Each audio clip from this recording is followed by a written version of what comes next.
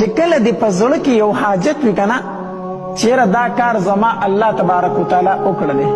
یاره دا حاجت زما الله سر کړلی یاره په ما باندې مصیبتونه دي تکلیفونه دي چې الله رانه دا تکلیف څه کړلی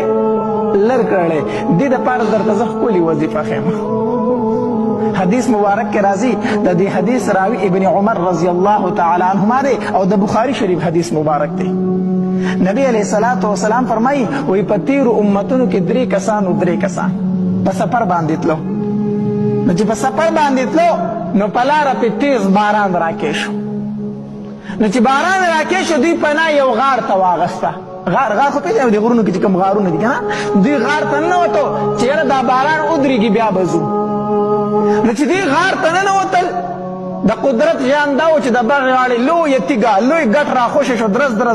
بس د غار خولې له راغی او د غار خوله یې بنده کړه د غار خولې له بلکل جغد یو غټه تیږه یو غټ ګټ ورغی غار یې بند کړو دوی پکې دننه ګیر شو چې ګیر شو اوس صحرا ده بیابان دی څوک شته دی نه دومره طاقت پکې شته دی نه چې دا ګټه د غار د خولې نه څه کي ورواړوي بس په دې سوچ کې پرېوتل چې هم دا غار زمونږ قبر شو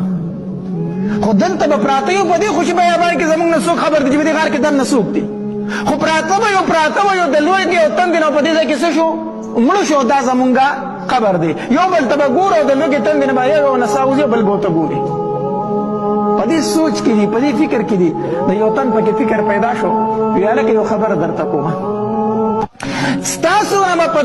ژوند کې یو عمل داسې شوي چې خالص د الله د رضا دپاره به تاسو کړی خپل ژوند کې سوچ وکړئ یو داسې نیکي به چېرته تاسو کړي وي چې خالص د الله د رضا دپاره هغه الله ته وسیله کوو هغه خپل عمل الله ته څه کوو وسیله کوو خپل اعمال الله ته پیش کوو وی او داسې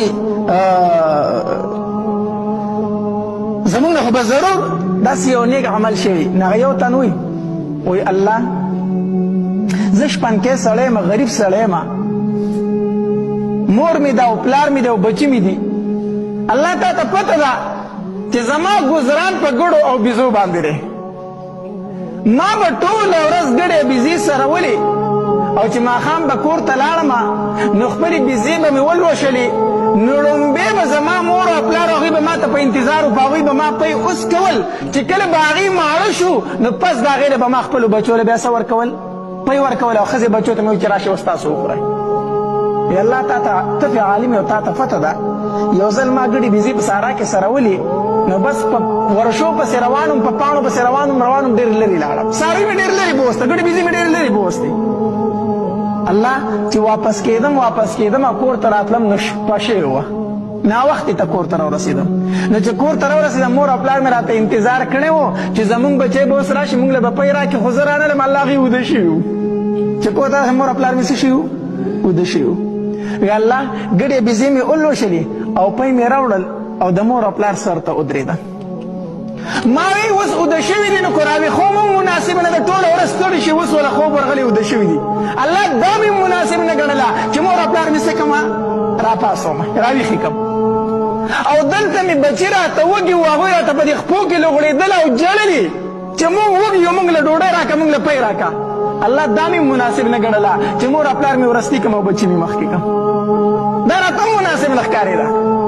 زه د مور او پلار سر ته ولاړ وم هغې وده و هغې مې راویښول نه بچي مې د خپو نه تاوېدل چې مونږ له پی راکړه دا مې مناسبه نه ګڼله چې په بچو باندې ړومبی پی اوس کوم د مور او پلار نه مخکې او مور او پلار مې راپاسول هم نه غوښتل الله زه ورته ولاړم دکه شانتې پی مې په لاس کې نیولې او ټوله شپه ولاړ یم چې دوی به اوس راویښ شي اوس به راویښ شي زه به ورته وایم چې پی وڅکئ الله وایي راویښ نه شو تر دې چې سحر شو او هغې پی وڅکل هغې مې ماړه کړل پس د هغې نه مې خپلې ښځې او بچو له ورکړم وی الله که دا کار مې ستا د رضا دپاره کړی که نه الله د اسمان خو راته لږ وښیه که نه